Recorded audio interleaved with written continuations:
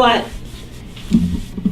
Marion, Marion, you all Marion, have worse than me wait, no. with Alzheimer's. Marion, can I just say something to you? No cup. What you're feeling is a normal feeling. I had the same thing, and I couldn't wait for it to be over. So I understand where you're coming from. You're not being cruel or anything else like that. You can no longer see him But there is a suffer. difference. There is a difference. You've met him. He does not have Alzheimer's. He could come in, he could have a conversation with any of you. He could discuss Obama or the Middle East and things like that. He doesn't get depth, but he understands, he knows what's going on. It doesn't matter. But the impact on my life That's right. and the stress, getting a call at 3 o'clock in the morning, It's terrible. first of all, it's not the first time. The last time was like a year ago. And I said to them, please don't call me 3 o'clock in the morning unless there's something I can do. I got a call 2 o'clock in the morning. It doesn't matter. Whenever it happens, you feel bad, you feel guilty, you No, feel I sad. didn't know if I should come to group or if I should go to him. So I called my aide that some of you met, and she's going there. And the psychotherapist that we both see, he's going there. So what happened with your son? Finish your story. So I waited to call my son until he was out of the ER and I knew he was being admitted and I had a little more information. And I told him that his kidney's not working, he has an intestinal blockage, and his pressure was 70 over 40. They had his head all the way down and his feet all the way up in the stretcher. And my son said, Mom, it was like this before and you're overly dramatic. Thanks for the backup. I said, would you prefer I not call you? I asked the doctor, the kidney specialist that is his regular doctor, luckily was right there and was called in as a consult. I said, what should I tell my son? He's telling his father is very, very sick. So it was a difficult day, and I apologize, Murray. I'm annoyed Not at with you. all. Not necessary. I'll talk to you one-on-one, and I'll resolve It's why not I'm annoyed. necessary, Right. really. And- It is. And look, this started off, I'm sorry well, you for have a those of you problem. that just joined us, Roman it's knows. our Wednesday morning group of what I consider to be our wisdom You warriors. didn't film this. And, Yes, he did. and I don't, we No, can this cut part, it out. was this part of it? And so we Cut can, it. we started with a piece because everybody here has had a difficult situation in the last 24 hours. The whole issue of running a support group is that you never know on any given day what's going to happen, who's going to walk through the door with what issue. But as we opened up with the film, there wasn't anybody here that was not totally sympathetic. And it's not so much that sympathy, it's empathy and support. When we came in, there wasn't anybody here that didn't hug everybody and give them the support that comes from a family in a support group that really cannot be duplicated anywhere else. And as a result of that, these are the kinds of things that all caregivers face at some point in time. And you have to understand this is unscripted, unrehearsed, this is going down just the way it is, and this is life at that edge that caregivers live on.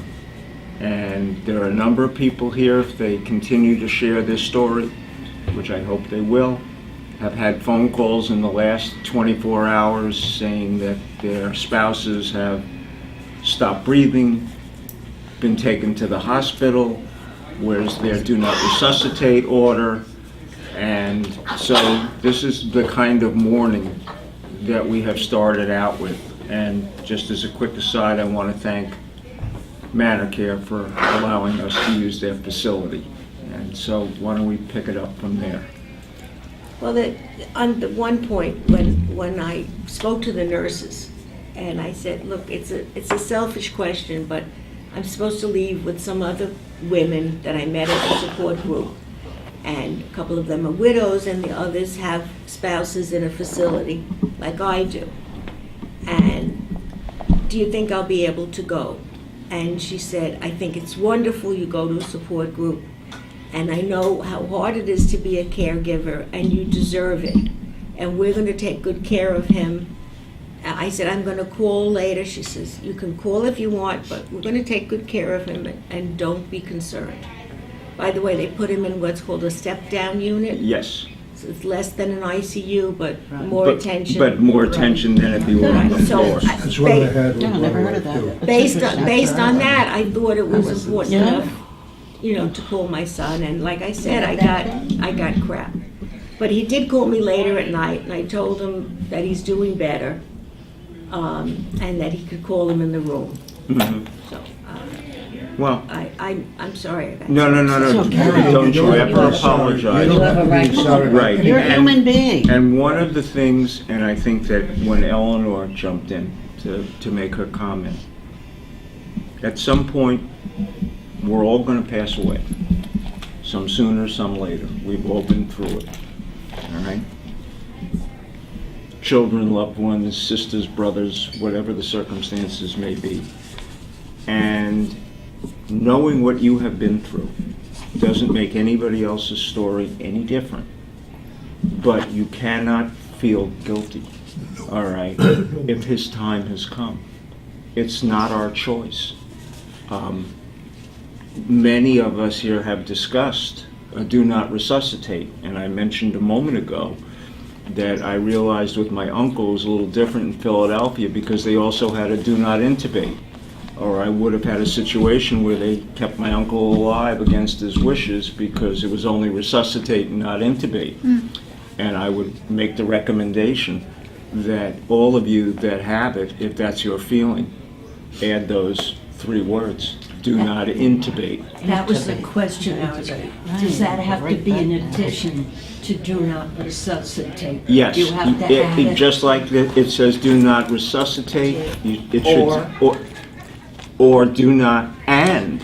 Or Okay, so that's, do not intubate. Don't put that tube down my throat to keep me alive a little longer when I'm filling up with fluid. Do you have to go to the attorney? I would say that on the DNR form, if you were to take it, write it, have your spouse sign it, all right, or in your representative capacity, and I'd probably even take it to a notary, all right, Okay. and say, You don't have to go to- all right, which you can find, you can go to the bank In other words, for myself, for yourself. it would just be an additional note. Exactly. I don't Added think to it requires a legal scribe to write "do not intubate" with your signature and have somebody notarize it. okay. All right. Now, we can do it as power of attorney for our spouse? Excuse me? Can we do it as power of attorney for our spouse? Sure. How did? Right. That's how you signed his DNR when he went to Well, the he facility. actually was able to sign it at the time. Okay. Well, so, yeah. but the answer is yes, because otherwise, in half the cases, we wouldn't have a DNR. All right. And so that's very important. And to raise the issue that you did about feeling guilty if he passed away, Eleanor's been through that, Muriel's been through that, Roberta's been through that, Murray's been through that, Betty's been through that. We probably have more here that haven't. All right, and the point remains is everybody goes in their moment of crisis, kind of reflecting on shoulda, coulda, woulda. What should I have done? What could I have done? What would I have done? You did the best you could under the circumstances with what you had to deal with. And you, not any more or any less than every other caregiver that's here and every other caregiver that's out there, have gone above and beyond in your life in being an unpaid family caregiver. And you should never, ever feel guilty that you haven't given 110% of yourself, because you have. And you have to remember that. It's a very difficult situation, and we tend to beat ourselves up at times because we feel that that's what we ought to do. But I can't tell you don't do it. I can only tell you that you, along with everybody else here, never have to feel guilty about that. Let me, Can I just say, Marion, I don't think there's a person at this table that at some time has said to themselves, I wish it was all over. Because not only just for the suffering of yourself, but the suffering of your loved one. And then you say, oh my God, that's a terrible thing to say, but that's not true. That's your actual inner feeling. I'm tired of all this. He's not who he was. She's not who she was. Time has come. The time has come. And don't feel guilty about feeling that way. Thank you, thank you. When Marty had the stroke, which was totally unexpected, came out of nowhere, and the ambulance came 911, and I'm following in the car, and I'm saying, I hope when I get to the hospital it's all over. Because he was in the ambulance and I was in the car following. I hope it's all over. And then on the other hand, I hope it's not all over. So there's a real... well, it's a very heavy conflict. And when he got to the hospital, it wasn't all over, but of course the next 9 months he was totally incapacitated. He couldn't talk, he couldn't walk, he couldn't whatever. And it was like, too bad it didn't happen in the It's like ambulance. torture. Because it was 9 months of hell, Yeah. for both of us. You And know, then when he died, it was like, it was a relief. It was a relief. Yes, it is. Marion, on Mars, when I was called 2 o'clock in the morning that he had cardiac arrest, I thought that was it, but it wasn't. And the following 3 weeks in MICU and then in hospice, I knew it was coming. It was a question of when, but I didn't look forward to it, but I knew it was coming and I wished it was over with because of my love for him, not because I didn't care and I didn't feel guilty. I had done everything, and the doctors were told to do everything they could. But there comes a time when you have to feel it's the right thing, and a kind of relief settles over you. You know it's inevitable. The confusion is the fact that because he doesn't have Alzheimer's, because he only has mild cognitive impairment. And what about all his falling and all his other... Well, I think that we have to make a small distinction here. Not a small one, maybe a big one. In Muriel's case, it was a stroke. Many of the people sitting around this table, it was dementia. He deserves the dignity of who he is, regardless of the illness. If it was cancer, if it was leprosy, to see somebody suffering and say, I love him, I don't want to see him suffer, irrespective of whether it was Alzheimer's or not, or whatever it may have been, is really Irrelevant. the mindset that we have to have. We're not doing it because we want to get rid of them. No. Yes, it's been a burden, but the love that took you down the trail of doing as much as you did, all right, certainly negates any feeling of guilt. And why would we want to see that person we love suffer needlessly? And I think that's the approach you have to take. Marion, because we're going through a similar thing. When they first took Mal, they first called me and they took him to the hospital. At first I was a little annoyed because we did have that do not resuscitate order and they did take him to the hospital. And then all of a sudden, after I got annoyed, I did feel very guilty for thinking, why would I leave him back just to do nothing? But when they got him in the hospital and I saw what they were doing to him, that should have not been done to him. All the blood work that they gave him, all the tests that they gave him, wanting to send him to rehab, and how petrified he was because he didn't understand what was happening to him. I guess I started to soften, and I looked at him and I said, you know what, it definitely would have been better off. It definitely. Yeah, I had the same thing with Norman when they. And I don't know Or if you move heard him. the whole story that he did say to me at one time. He did say under his breath, "My wishes, my wants, my wishes, my wants," and I knew exactly what he was talking about. And I felt helpless because there was nothing I could do for him. Well, and this is a subject that I want to bring up in a couple of minutes, but I want to let everybody say what they have to say. I constantly am confronted. Yesterday, I had 2 or 3 circumstances where, in one, I got a phone call from a gentleman I'd helped with his mother a couple of years back, and she's still in a nursing home. And she has breast cancer. And they took her to the hospital. Excuse me. Took her to the hospital, and they wanted to remove the breast. And he said, "What do I do?" I said, "First of all, you tell them no." I said, "How is an 89-year-old woman with COPD who can't get out of her wheelchair?" This is the problem these days with medicine, the medical profession. They don't seem to understand, unless it's clearly written on your forehead, do everything. That if it was their mother, their grandmother, Right.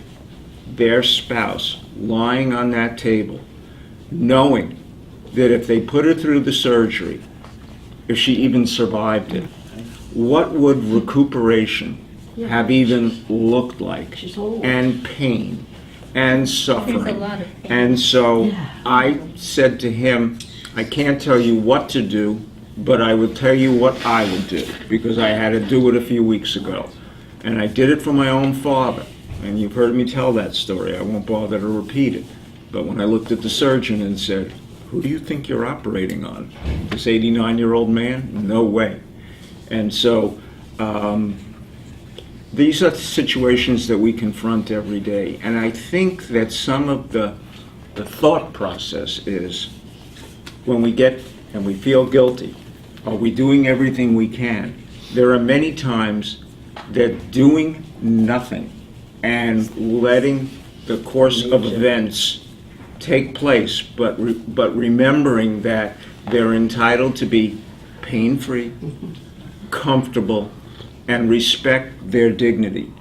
And to be laying there on a gurney, punched full of bloodlines, and trying to, and that's another issue I have. There are very, very few people in the ER that have any concept of dementia. And when they see somebody and, "Oh, you need to go to rehab," and you've got a blank stare, and maybe the caregiver is not immediately there or is not available or whatever, we really have a lot of growing up to do in this country from the medical profession. I have been reading constantly about the fact that once they learn what they learn, they've learned it. And that many times the wrong people are making the wrong diagnosis, and they're leaving everything to the primary care physician, who's coming up with whether or not you have a psychiatric issue, whether or not you have Alzheimer's, whether or not you have kidney failure. I'm not saying that they shouldn't be a quarterback, but in this day and age of managed medicine, they're becoming everything, and you cannot be a jack of all trades in medicine. Dave, Yes. excuse me, But, one quick question. yes. We all, I think, have been where we say to a doctor, any kind of doctor, "What would you do if it were your parent, your mother, your sister?" And I often wonder, do they give an honest answer?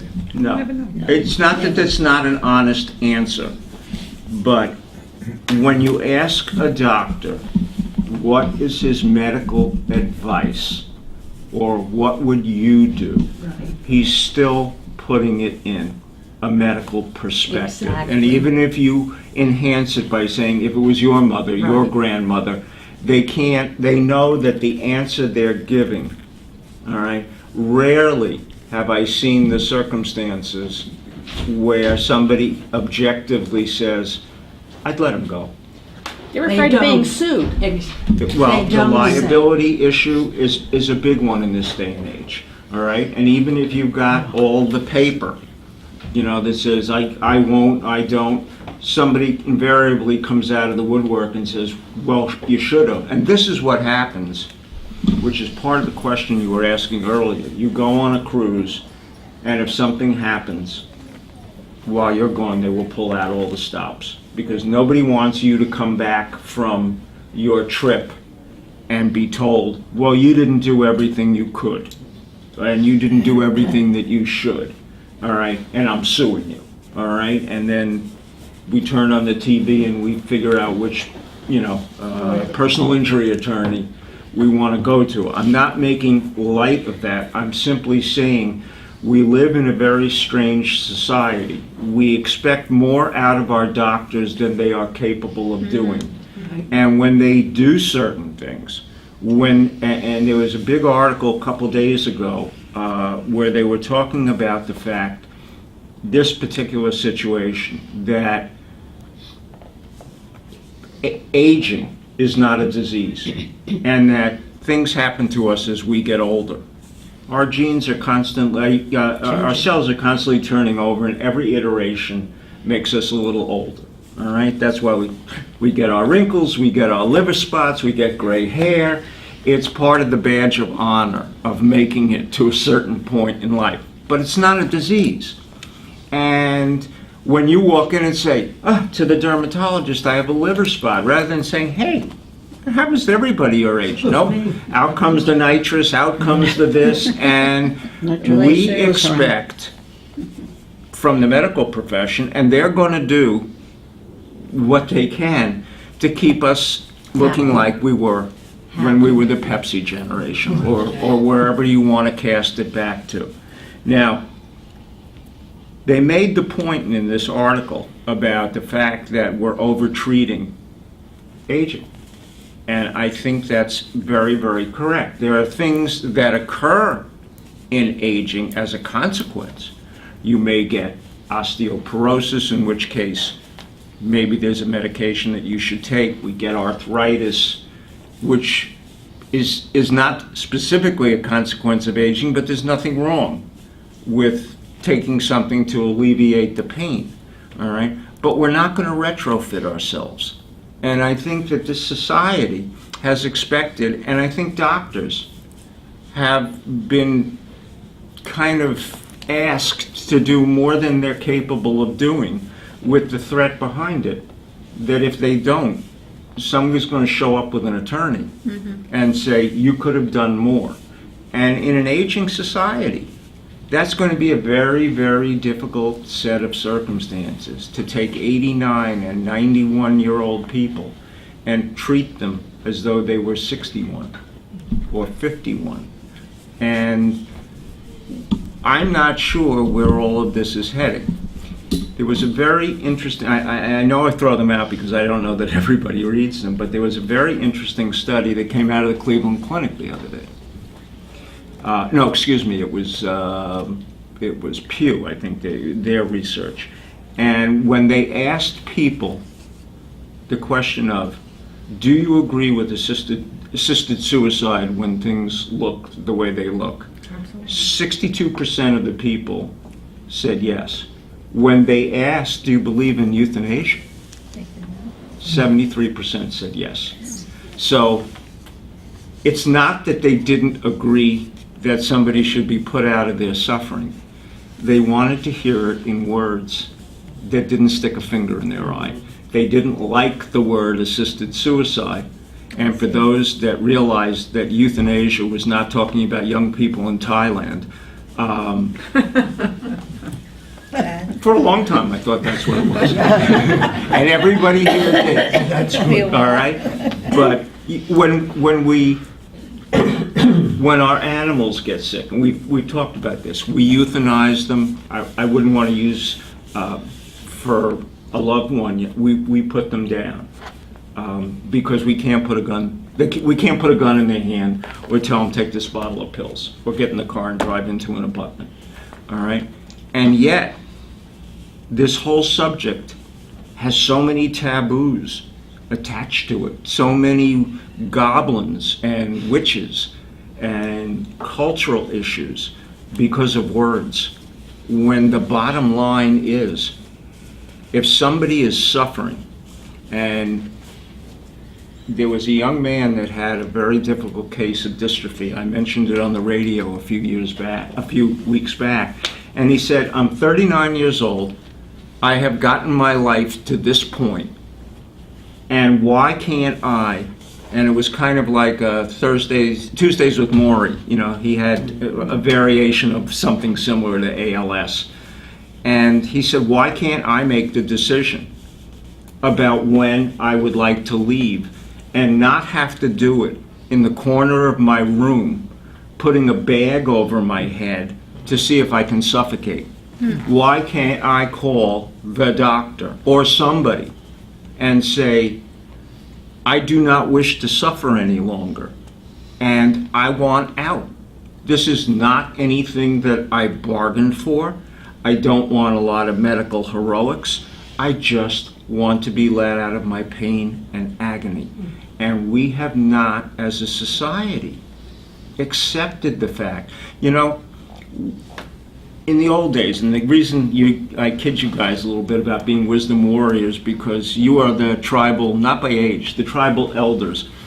You know, the others would not know how to kill a deer, make a tent, or sew up a pair of moccasins if they didn't have your wisdom from the things and experiences. That's what's so important about this group. But even when we have, when an Indian elder got sick, all right, they would wish him well, and he would go off in the woods. Right. Same thing with an elephant. When they know they're sick, they go off to the elephant burial ground and do what they need to do, and they pass away. It's done by ritual, by circumstance. We do not have a way to let somebody go to the elephant burial ground in a dignified manner, to be able to say enough is enough, because somebody is going to turn around and say, you weren't of sound mind. Isn't DNR the same thing? No. No. It's dependent on other people. It's dependent on other people, and it's dependent upon, hold on just a second, Betty. I'm going to give you a set of circumstances, all right? You have a loved one. They have cancer. I'm thinking of my mother, all right? And this went back a long time. Today is her 95th birthday. And I called my sister this morning to remind her. And she moved to Florida, and 3 days after she moved here, they discovered that she had inoperable lung cancer.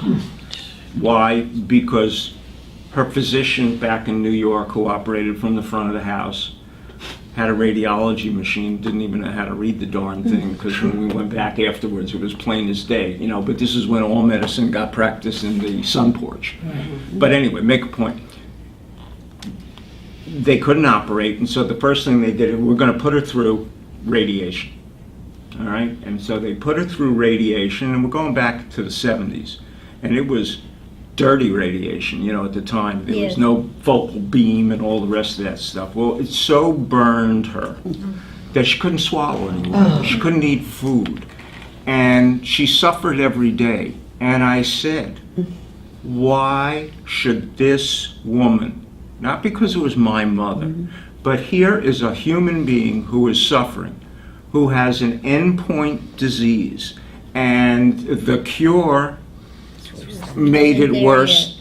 If I had only known then what I know now, I would have said, just leave her and treat a little bit of the pain for the cancer until it reached a point, and then I would have still said, Mom, you don't want this? I understand. Instead, she had to stay alive. I watched her legs break as the cancer attacked the bones, all right? I'm not looking to make this a horror story, but it was a horror story. And just for everybody else's guilt, I brought her back from Florida because my family wanted to see her. They had just moved, and so they had to cut her spinal cord so they could do it, so that she could at least sit in Oh a my plane. God. All right, I'm telling you, I'm telling you this because it's reality. Poor baby. And I would sit next to her, all right? She was at my aunt's house because my daughter had just been born, and I didn't have room in my garden apartment. And I would say, Mom, why don't you die? Why can't you pass away and stop the suffering? And I felt, I mean, I was 27 years old, and the guilt was overwhelming. But I knew that this was no way for any live. human being It wasn't living. to have to be. And it was too early in the world. We didn't even know about hospice back in 1971. I mean, it may have been there, but it was not part of the popular culture, or I would have brought it in.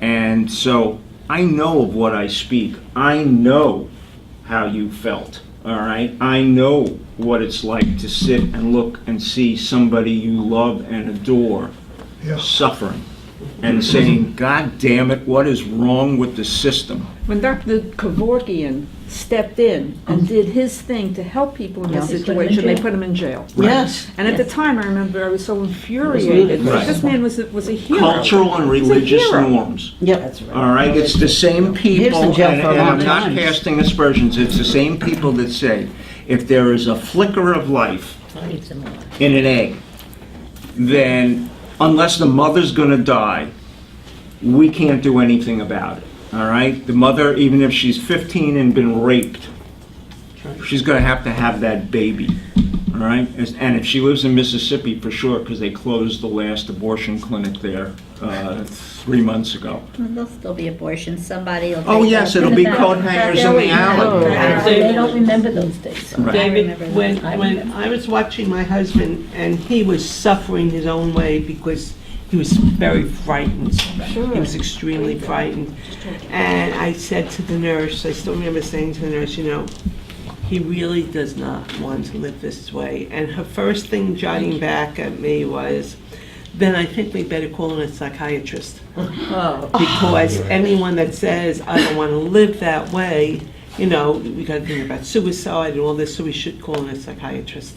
Did you say you're stupid? It's almost, but I was very, very nice about it. And I It's time said, for you to have a he psychosis. really doesn't understand what he's saying. But she was ready to call it in. Right. I says, he really does not understand what he's And this is, saying. unfortunately, This the is the rote way training that again. medicine gets practiced. If you don't stay within the defined guidelines.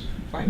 I remember in the old days that when I was running a call center for caregivers, and I was competing with nurse hotlines. And I was talking about non-clinical caregiving, and they were giving out medical instructions. And it was staffed by RNs, and I have no argument with an RN. But they had a screen in front of them.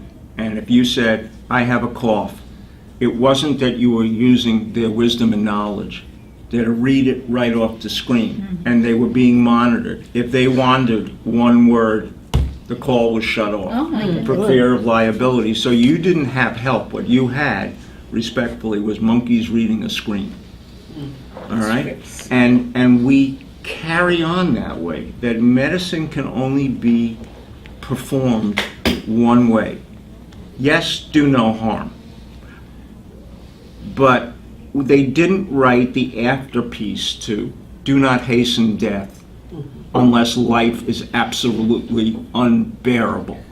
And so we have to wait until somebody finally from the medical profession says terminal in 6 months. And I've seen too many circumstances where the doctor gave the fact that they wanted to keep trying, to keep the kidneys working, to keep this working, or whatever, and would not write the word terminal. And because they were in a nursing home and you wanted to bring in somebody else, they would bar them at the door because they were not an acceptable Wow. admit, because they weren't on their medical staff. Approximately, when was DNR accepted? DNR's been around for a while. I can't, I'd be lying if I could tell you when, but I think it's 30, 40 years. at least. Yeah, At my least. father had a DNR, and so they didn't resuscitate him, but they did a prostate operation on a man who died 3 weeks later. I mean, that was like, to me, the most ridiculous Oh, thing. yeah. That He did It's not- money. He did not It's need money. it. How old was he? Excuse me. He I'd was like- 82, Oh, but right. he was dying. You're not June? I'd like to get back to Marion's situation and being on a cruise. What happens if you're with your loved one on a cruise, they get very sick and they might not make it? If you don't have insurance, how do you get them back to the States? Pay for it. Right. First of Well, all, there's different ways.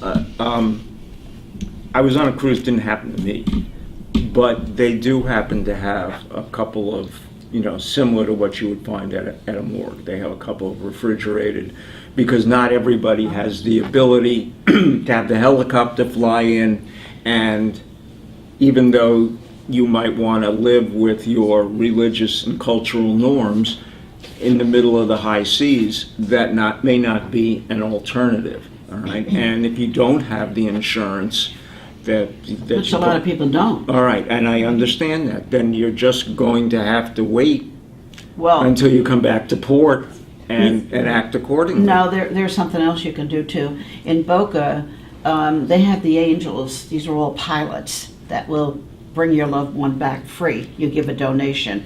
A lot of people don't know about that. No, that's a good thing to And know. it's good to know, and they're just supposed to be the most marvelous people. Right, You know, but they need to own a helicopter, Oh, yeah. right? Oh, yeah. And within the And they air need big range money, of the because that's a lot of gas, you know, but. All right. I am sure in this day and age that the Coast Guard or something else could be called That's upon a if it thought. was that kind of In the situation. middle of the Atlantic. Yeah, but I Yeah. mean, are you taking an around-the-world cruise, or did you go, weekend to the Bahamas? There's a difference. This is a cruise of how long? 1 week. One Yeah. week. No matter what happens in that week, things will go on. Right. The wheels will keep turning, all Yeah, right? I'm just thinking if it ever happened to me, how do you handle things like this when you're in such a If state that of mind happens- that you're so crazy in your mind, upset like Marion is Call today? Murray. If you die on a cruise, call Murray. Marion, He'll What's he swim, gonna do about No, he'll don't swim dump me in the out. ocean. He'll swim out. Marion, can't you give someone for a week while you're gone, your power of attorney or something, like your sister? So, Well, but God it's- forbid it's a- something happens, That's a she'll know what to do. That's a thought. Yeah, well, Just it's a like when the joint, kids leave the babies with you, they write out, I don't know about you guys are going to, they Won't write she out do this it, whole though? Will you legal say- there's a documents. joint power of attorney between my son and myself. I think it's an or. But your son He doesn't is- seem yeah, to but be he's not- here. He's not No, here. he's in New York. He's Well, not here. No, I already spoke to my sister about calling him while I'm away because I won't have a phone, and I think I can email her and then, let her know and whatever. Do you feel, knowing how you feel and what you just expressed about, even though he didn't have Alzheimer's, you said to yourself, is this it? Is are he and I finally released from the bonds of this illness and all the time that has gone on? Would your son subscribe to that same thinking if he came down here and saw Dad? Yeah, no, I think that we agree on. All right. But he just didn't believe it was as serious as I Yeah. thought. Well, suppose he came down and the At that time. doctor said, of course it's serious, but we think we can do X and Y. And you know darn well that X and Y is never something that you would want to do, but he says, well, then let's do it because Dad would want this. And Well, I've that- seen that happen time and again. That's really what got the issue. In the past, my husband had 2 serious cases of dehydration. One serious enough, after back surgery, he was in rehab and they didn't monitor his fluids. He got so bad that it's like he fell into instant Alzheimer's overnight. That's what I thought Right, happened. This and is drive it. his brain out. And it turned out it was so bad they put him on temporary dialysis, and he got his function back. And at that time, I spoke to my son about if he needed regular dialysis. And since then, I had a very, very good friend in New Jersey who went through dialysis, and I saw what it did to her. It's a very debilitating thing, if any of you have any experience with it. It Yes. just totally drain all your blood, and you feel like crap. And you're doing it 3 or 4 days a week. Oh, no, Right. thank you. So I spoke to my, Hanford. Hanson. Oh, yeah. Yep. How's he doing? so I spoke to my son, and I said, they're talking about possibly dialysis. I said, and I don't agree with that. And he said to me, that's you getting overly dramatic. You know, that, See, that But he's would not be here. my only concern, Yeah. all right, is Right. that he's gonna come down and call an audible, Yep. all right?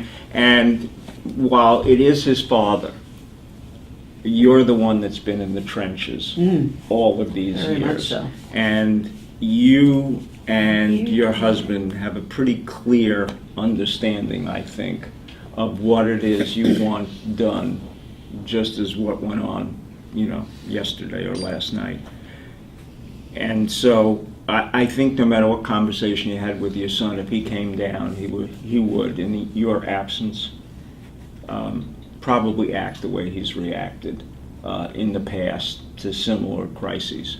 I can't say that for sure, I'm not condemning him for it, but you may come back and find that a situation that you would have said, please let him go, all right, that he's still here and went through some medical And procedure. I think if you spoke to him and told him in clear, uncertain terms, That's this what is I'm what just I thinking. want, this is Yeah, what that's this is your what you thoughts. need to do Only. in my absence. yes, What I'm do gonna You do can that. try, but when they're there But make it at clear the that this is what ER I want. door and the doctor comes out, just as I had with my uncle, he's filling up with fluid, but I can intubate him and drain him and do this.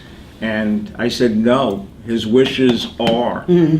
And this is the same kind of situation. My sister almost wobbled, if you recall that story. And so the emotion of the moment Yeah. often drives the words to a different place, especially if it's not the person that has been the constant caregiver Right. and knows intimately what you have all gone through.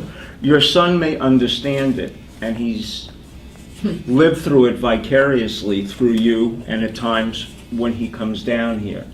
But he really can't appreciate the falls on the sidewalk and almost hitting your head on the car stop Right. and the repetitiveness of Constant. what went on Constant. over and over He and hasn't over. seen it. He All Yeah, right, he and- hasn't and seen it, so- he hasn't lived with it. And that's not a condemnation. No. But if you're not here Right. and you don't don't see appreciate the circumstances from your eyes, Right. from your brain, from your perspective, I'm not sure that our proxies always will act exactly the way we want in a pressure There's situation. something I'd like to just say to Marion face to face.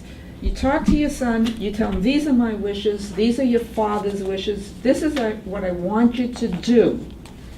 But if he doesn't, you still go away with a clear head, knowing that you've done the very best that you can. Yep. And enjoy the cruise, and whatever it'll be, it'll be. When is the cruise? by the way? Marion, So Sunday. leaving Sunday. The work, this group made me go on my first cruise, because I was going to do the same thing. My husband was down the hall here then, and we arranged. We did the same thing with Thing Murray. with We Murray. made him go to New York. I remember They that's make when we it- joined with- and Best it's thing the ever best happened. thing I ever did, because it put everything into Cold perspective. in here again. It didn't make it much easier go, for me you to have a go. good time. We're gonna have a great time, Marion. We're gonna have a wonderful Right, We are. and that's the attitude, you know why? Because I these like the 7 way days are You're your not going, days, right? no one else's. Everything. time. And even if Norman were to pass while you were gone, these are still your days. And you know That's great. that it wouldn't, that even if you were here, nothing would have changed. And you so deserve for everything that you've worked for in getting yourself back in shape and losing weight and going through those surgeries and everything that you've done. You've never stopped. Right. It's like, The fact of where you were to where you are now is remarkable. yes, And the fact that you can't say to yourself, these 7 days are kind of my reward, not only for being a good caregiver, but being a good Taking good caregiver care to of your myself. husband. All right? Taking care of your husband. And whatever happens will happen. Yeah. And you'll return and you will deal with it, all right? But don't let that stand in the way and don't feel guilty. Excuse I'm me. gonna follow and Muriel's don't- advice. and Excuse call me, my can son. worry her about son your son. override her even though she's got Don't everything worry in writing? Yes. He can do it. Whatever he wants. Right. You know, when my sister fell, How come that happened? and a few days later, I was talking to my niece, and I said, well, you live up here. She lives in Palm Beach County. The rest of my family is basically in Dade County. I said, so I need you to be, helpful to me. And if something happens to me, I want you to know I have a DNR. And she said, well, I would not follow it. What? Well, Name she someone would else. not. Well, No, so I'm not going to use her. But, yeah. but Not now, not now. Freddie has My- a service. Recently, my sister apparently said to my niece, Her daughter. why did you keep me alive? Mm. I don't want to be alive. Well, you need to back that up and explain that very recently your sister had. My sister fell and had brain damage and has brain damage, and she Mm. can talk a little bit, but she forgets. It's getting a better a little bit at a time. And she's just not happy. I mean, this is not the way she wants to live. Right. And my niece It's said kind she of was. irony. Yeah, my niece said, well, I've learned you can't, she felt sad now. Of course, I think she would have lived either way, Mm-hmm. but it's a difficult decision, and you can't override what someone wants, but people do that. Yeah. I mean, the 3 children, we're not going to But I let don't her understand die. if everything's in writing, how can somebody You do can that? put whatever you want in writing. At the moment of truth, when it says power of attorney or healthcare proxy, and it says, these are my wishes, but you still have the ability to kind of interpret it. The doctors Your are going to way. go through and read it and say, oh, well, he wanted this, he didn't want that. You know what I'm saying? So why do we So- have laws? Why do we have laws? Because this is the way our country is constructed. And I would say that in the majority of cases, that those written documents are followed. But the way that they really get followed is not to write them, put them in the safe, tell somebody you're on them, is to sit down with the family and say, look, your mother and I, your father and I have given this a lot of thought. And what we put down here is what we believe in. And we do not want to be sitting in that wheelchair, laying in that hospital bed, a shell of vegetable. ourselves, whatever. You don't even have to get to the vegetable Yeah. stage. And it is our sincere desire that if you are called upon to do this, that you will follow our directions, because this is what we want. Yeah. And just like in football, I don't want you changing the play at the last minute and calling an audible, all right? And if something were to radically happen, then we'll change our advanced directive or our healthcare surrogacy, because all of a sudden what we're afflicted with has a very strong chance of being survived, all right? That's our decision. It's our decision for our bodies, our lives, and we respect you as our children, as our siblings, whatever. But you need to honor it. And if you have that family meeting beforehand, and every now and then when you get together for turkey time or Hanukkah or Christmas, you reinforce it, not to turn it into gloom and Right, doom, right. but the more Well, it's that you let important. people know, and those that you've empowered, important. and not just leave it as some, oh my God, the document came out, and here I am at Saint somebody or other's ER, and what am I supposed to do? Yeah, I'm reading this thing, but Yeah. that's Dad. Yeah. And they don't, if you're in an emergency situation where someone is on the cusp living. I don't think that people take out their paper and look to see if there's a DNR or not. They just work. No. You're absolutely right. No. And there's been litigation that has surrounded this as to where and when and how and who, all right? And literally, when you get to that ER, they're going to pull out all the stops. You could have your DNR pasted on your forehead. It's when they either stabilize you or say you're starting to flatline or whatever, and you say, if that happens, do not resuscitate him. Here, I don't want him shocked. I don't want the needle in his chest to see whether or not, And you don't want you it know, to the be. adrenaline or whatever So it you may really gotta be firm. can bring him back. And you have to stay in the room. Yeah, I think that, Well, if that's the case, that's the case. Well, that's, I think that I pretty much, hopefully, have that in order with my family, especially with my daughters. We've talked about it several times. You know, what my wishes are, what his wishes would have been. And then, of course, this week when this happened, and he said that, he told us, actually, he doesn't want it like this. And I think, hopefully, everything is understood by everybody. All right. Okay. David, why would someone recommend a psychologist for a man with Alzheimer's ludicrous. who's able to express himself to basically say, this isn't the life I want? Money, But I can't understand what a Before we psychiatrist go would to do. money, it's also, There's no staff development. what can I say? Cover your backside? yeah. Everybody wants to make sure that somebody else has written the paper, signed off on this. I mean, one of the big problems, and it's being raised here, is that when somebody does want to have, and I'm going to call it assisted suicide, you can call it euthanasia, typically they need to get a sign-off from two psychiatrists. At least that's the way it is out on the West Coast. What psychiatrist who has somebody walk in the door and say, I'm suffering and I really want to put myself out of my misery, is not going to either Baker Act them or say, you're not sane enough to make that kind of a decision, and if you were, I would consider you to be off the wall for wanting this. They are not trained to let people go. They are trained to cure them. And when we have people like hospice, it's not that they're accelerating it, but they're acknowledging that people are entitled to dignity, being pain-free, and an environment where people understand that there's life and then there's death. And we need to make, when our children are born, we cut the umbilical cord, all right, we put them in a layette, they watch them very carefully, they do the APGAR test, all right, and when they're strong enough and well enough, we take them home, and the process grows from there. So we taper up.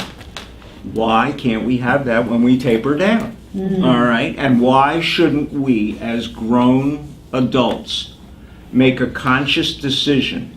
Because look, if we were out there and not laying in the nursing home, and we said enough's enough, it's the Irving story.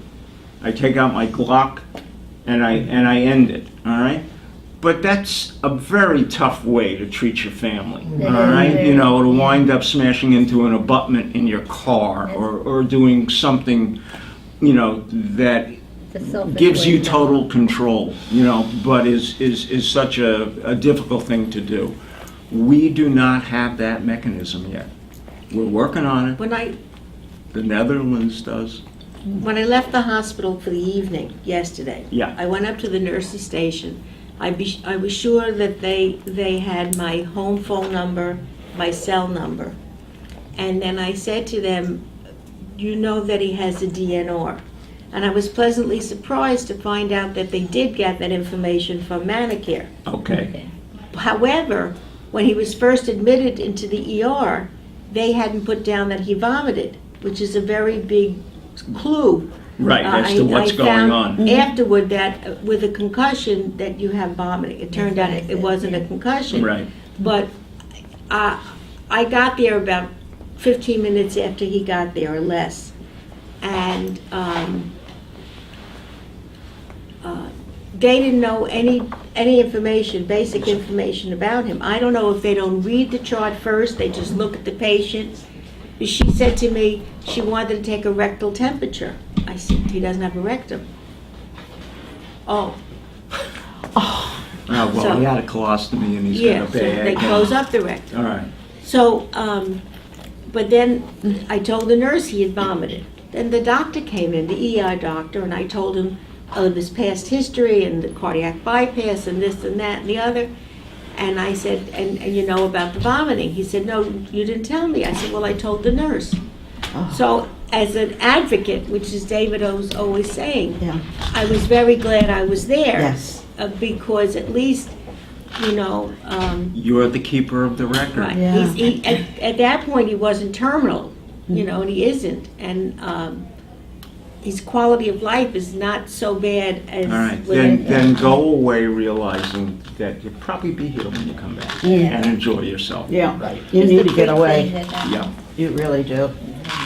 It's- Oh, silent one. Yes, sir. What, we, other than Murray and my pontificating, we haven't heard from you today.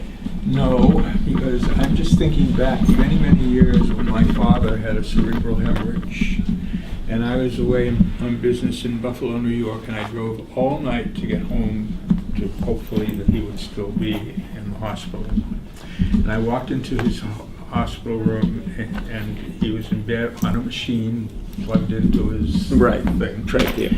And I didn't recognize the man. He was so full of fluid and so breathing so hard and heavy. And what for? Because I was told that he would only be a vegetable if he lived. Right, right. And so I have two brothers. My older brother agreed with me that we should pull the plug, and my younger brother didn't. So they didn't pull the plug. So, but he did die in the middle of the night. Okay. Whether they in the hospital pulled the plug, I don't know. But Well, the point was 1 to 2. The two got outvoted. Yeah. All right, and this happens an awful lot with siblings in crisis situations. You're killing daddy. Yeah. All right, and the other two clearly know that daddy wanted this, but somebody has not atoned or whatever. And so, and sometimes you just have to take the bull by the horns, you know, and I know you didn't want to alienate your brother, but you and your brother understood, the two of you, that this was no quality of life. And what did your younger brother, and you don't have to get into this, think he was doing by leaving him in this absolutely horrid position? Okay? You know, my father-in-law turned to me for almost everything. Once my mother-in-law was sick. And so he ended up having heart attacks. And then he would come live with me. But this last heart attack, he was dying. And came to me to decide whether to intubate him so that my brother-in-law in Miami had time to drive from Miami to Davie, which is where he was. And I ended up doing it, but I felt guilty because I knew he didn't want that. But I did it for my brother-in-law. So the question is, how do you make that decision as a, you know, I did ask, is he going to live? If I do it, is what's going to happen? You know, what's Well, going you to know, happen to his brain? Right. You know. You asked good questions, but Tag, you were it. Yeah, All that's it, right, yeah. and sometimes we get put in situations that we don't ask for, Right. and we make decisions that we hope are right. And in hindsight, we can be very cruel to ourselves for what we shoulda, coulda, woulda. Well, as it turned out, my brother-in-law got there. And- They held hands and whatever, and then he passed away. Okay, So, then that was a good ending yeah, to what that was was going to be a nice. bad story. Right. We have a couple of minutes left. I just want to say that I thought that today's session was one of the more moving. All right, I Very can't emotional. believe week after week when we do this, the candor and the directness and your ability to articulate what you've been through and reflect on what others sitting around the table have been through as well. And we share these not so much as war stories, but to show, and the public needs to realize this, that life's a great equalizer. We all started off doing different things in our lives, living our lives, and now we're at a point in our lives where there's a lot of commonality in what we've been through. Maybe not the unique circumstances of the illness, but the circumstances that, in our wisdom, we have come together to share, and for that matter, compare, and to lend support to one another, because that's what this is all about.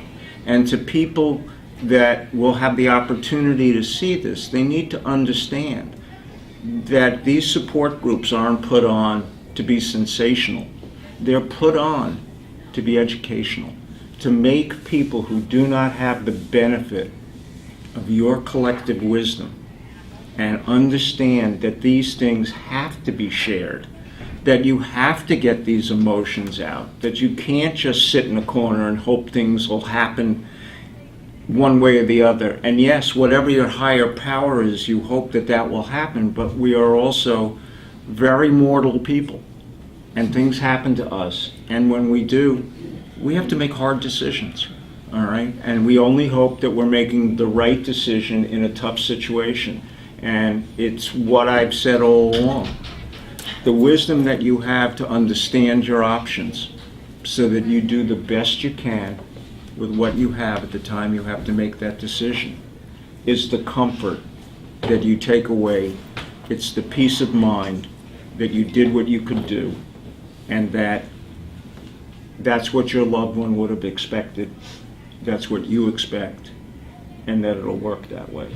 All right? I want to thank each and every one of you. Thank you. I cannot believe what went on here today, even though I've been doing this for 27 Very years. different. Each time you guys get together. But it was good, it's needed. Of course It was it's wonderful. needed. And the people need a that will vent. see this Yes. and understand. And they're probably going through some of this too. Everybody's going You know. through this. I'm going through. Everybody at the table Yeah. is going through what they're going Some through. sort of. Yes, exactly. Nobody's exempt from it. No. We all live life. We're all human beings. Rich, poor, good, bad. This is the roll of the dice, and we have to play it the way it comes up. And for those of you out there that will see this, I hope you can take some comfort that support groups work, that these people are telling it to you like it is. It's unscripted. It's very raw. It's in the moment. And I think if you're watching it, you will know and understand that. We're very fortunate that we have each other. Yeah, that's right. This is Amen. this is a wonderful family. And I was so excited, I have to tell you, I was so excited today to come here To come. because I needed you guys so Yes. badly. And Well, we're you glad really we can just be helped here me. for Just you. seeing you helped me. Yes, All right. Ditto. that's good, because we're all there for each other. Okay.